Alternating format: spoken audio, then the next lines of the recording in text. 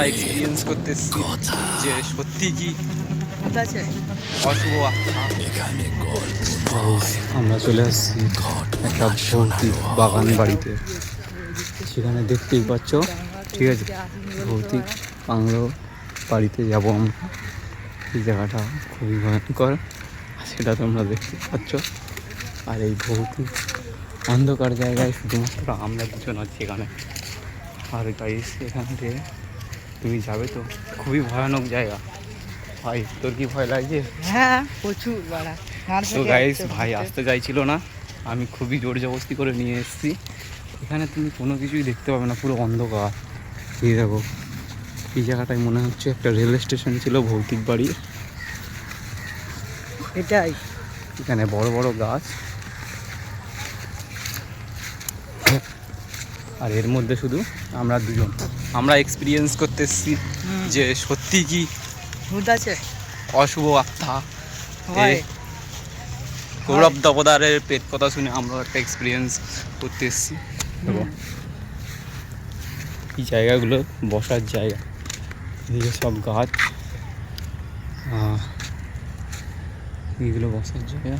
ঠিক আছে, সব জায়গা আপাতত তুমি কিছুই দেখতে পাবে না। এই একটা রাস্তা, আমরা এই রাস্তা ধরে উঠেছি।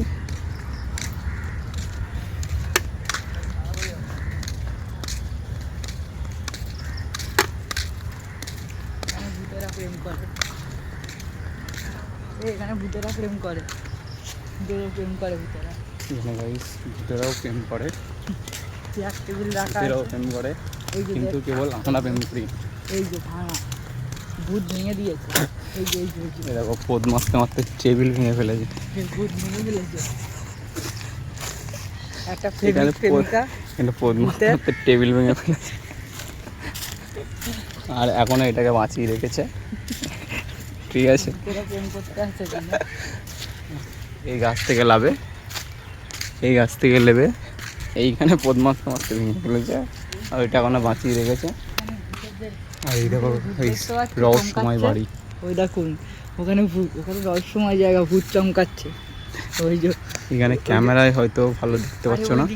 ওইদিকে আরে ভূত চমকাচ্ছে। একটু আগে যান তো, ক্যামেরাম্যান একটু আগে যান।